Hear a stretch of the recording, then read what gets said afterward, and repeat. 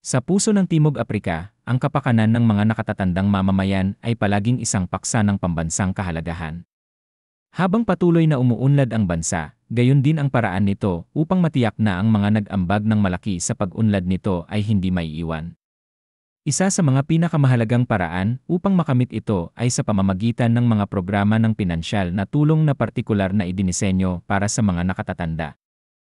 Layunin ng mga inisyatibong ito na magbigay ng isang safety net para sa mga senior citizen, tinitiyak na maaari nilang ipagpatuloy ang kanilang mga huling taon ng may dignidad at seguridad.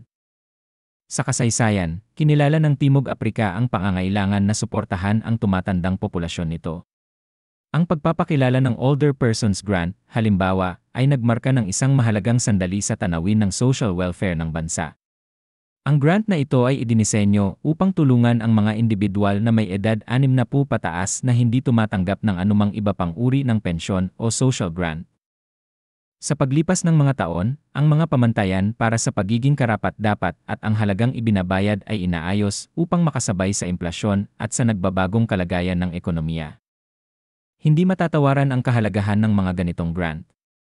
Para sa marami sa mga nakatatandang mamamayan, ang mga pondo mula rito ay pangunahing pinagkukunan ng kita na sumasaklaw sa mga pangunahing gastusin tulad ng pagkain, pangangalaga sa kalusugan, at pabahay. Kung wala ang pinansyal na suportang ito, marami ang mahihirapang matugunan ang kanilang mga pangunahing pangangailangan na nagiging sanhi ng mas mataas na pagiging vulnerable at posibleng pagsasamantala.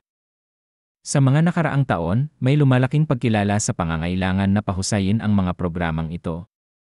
Ipinagpapalagay ng mga tagapagtaguyod na ang kasalukuyang mga grant ay hindi sapat upang ipakita ang tumataas na halaga ng pamumuhay at ang mga natatanging hamon na kinakaharap ng mga nakatatanda.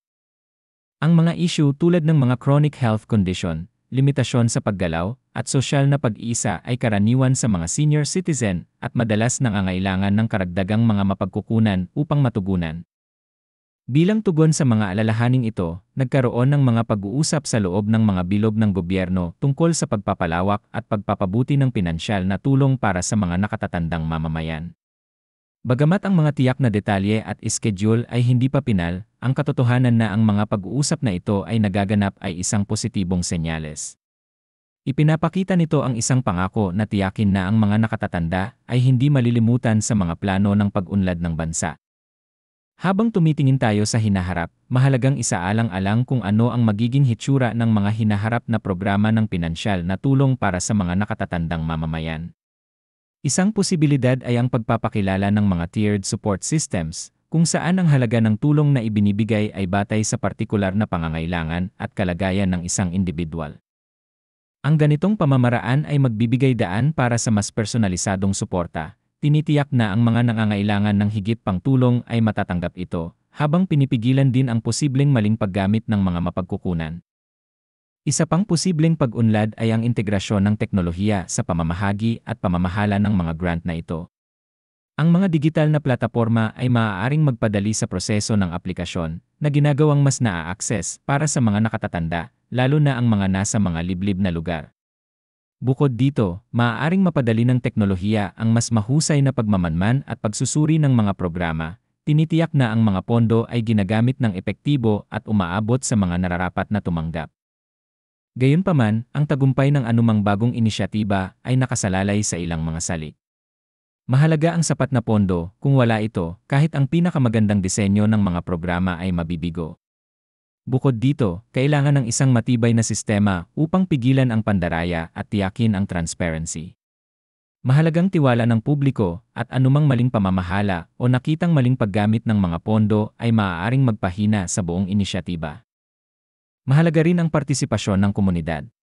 Ang mga lokal na organisasyon at leader ng komunidad ay maaaring magsilbing mahalagang ugnayan sa pagitan ng gobyerno at ng mga nakatatandang mamamayan. Tinitiyak na ang impormasyon ay dumadaloy ng maayos at ang mga nakatat.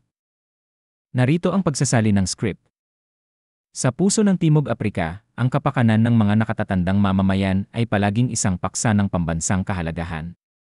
Habang patuloy na umuunlad ang bansa, gayon din ang paraan nito upang matiyak na ang mga nag-ambag ng malaki sa pag-unlad nito ay hindi maiiwan. Isa sa mga pinakamahalagang paraan upang makamit ito ay sa pamamagitan ng mga programa ng pinansyal na tulong na partikular na idinisenyo para sa mga nakatatanda. Layunin ng mga inisyatibong ito na magbigay ng isang safety net para sa mga senior citizen, tinitiyak na maaari nilang ipagpatuloy ang kanilang mga huling taon ng may dignidad at seguridad. Sa kasaysayan, kinilala ng Timog Aprika ang pangangailangan na suportahan ang tumatandang populasyon nito. Ang pagpapakilala ng Older Persons Grant, halimbawa, ay nagmarka ng isang mahalagang sandali sa tanawin ng social welfare ng bansa. Ang grant na ito ay idinisenyo upang tulungan ang mga individual na may edad 60 pataas na hindi tumatanggap ng anumang iba pang uri ng pensyon o social grant. Sa paglipas ng mga taon, ang mga pamantayan para sa pagiging karapat-dapat at ang halagang ibinabayad ay inaayos upang makasabay sa implasyon at sa nagbabagong kalagayan ng ekonomiya. Hindi matatawaran ang kahalagahan ng mga ganitong grant. Para sa marami sa mga nakatatandang mamamayan, ang mga pondo mula rito ay pangunahing pinagkukunan ng kita na sumasaklaw sa mga pangunahing gastusin tulad ng pagkain, pangangalaga sa kalusugan, at pabahay. Kung wala ang pinansyal na suportang ito, marami ang mahihirapang matugunan ang kanilang mga pangunahing pangangailangan na nagiging sanhi ng mas mataas na pagiging vulnerable at posibleng pagsasamantala. Sa mga nakaraang taon, may lumalaking pagkilala sa pangangailangan na pahusayin ang mga programang ito. Ipinagpapalagay ng mga tagapagtaguyod na ang kasalukuyang mga grant ay hindi sapat upang ipakita ang tumataas na halaga ng pamumuhay at ang mga natatanging hamon na kinakaharap ng mga nakatatanda. Ang mga issue tulad ng mga chronic health condition, limitasyon sa paggalaw, at sosyal na pag-iisa ay karaniwan sa mga senior citizen at madalas nangangailangan ng karagdagang mga mapagkukunan upang matugunan.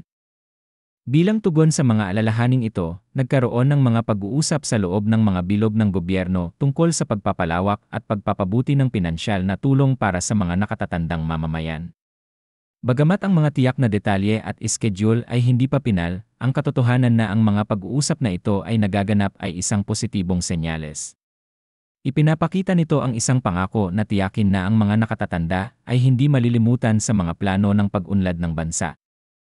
Habang tumitingin tayo sa hinaharap, mahalagang isaalang-alang kung ano ang magiging hitsura ng mga hinaharap na programa ng pinansyal na tulong para sa mga nakatatandang mamamayan. Isang posibilidad ay ang pagpapakilala ng mga tiered support systems, kung saan ang halaga ng tulong na ibinibigay ay batay sa partikular na pangangailangan at kalagayan ng isang individual.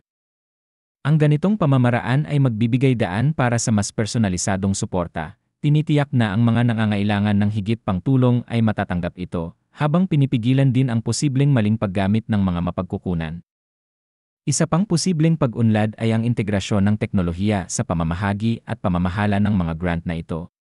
Ang mga digital na plataporma ay maaaring magpadali sa proseso ng aplikasyon na ginagawang mas naa-access para sa mga nakatatanda, lalo na ang mga nasa mga liblib na lugar. Bukod dito, maaaring mapadali ng teknolohiya ang mas mahusay na pagmamanman at pagsusuri ng mga programa. Tinitiyak na ang mga pondo ay ginagamit ng epektibo at umaabot sa mga nararapat na tumanggap. Gayunpaman, ang tagumpay ng anumang bagong inisyatiba ay nakasalalay sa ilang mga salik. Mahalaga ang sapat na pondo, kung wala ito, kahit ang pinakamagandang disenyo ng mga programa ay mabibigo. Bukod dito, kailangan ng isang matibay na sistema upang pigilan ang pandaraya at tiyakin ang transparency. Mahalagang tiwala ng publiko at anumang maling pamamahala o nakitang maling paggamit ng mga pondo ay maaaring magpahina sa buong inisyatiba. Mahalaga rin ang partisipasyon ng komunidad. Ang mga lokal na organisasyon at leader ng komunidad ay maaaring magsilbing mahalagang ugnayan sa pagitan ng gobyerno at ng mga nakatatandang mamamayan. Tinitiyak na ang impormasyon ay dumadaloy ng maayos at ang mga nakatatanda ay may kamalayan sa mga mapagkukunan na magagamit nila.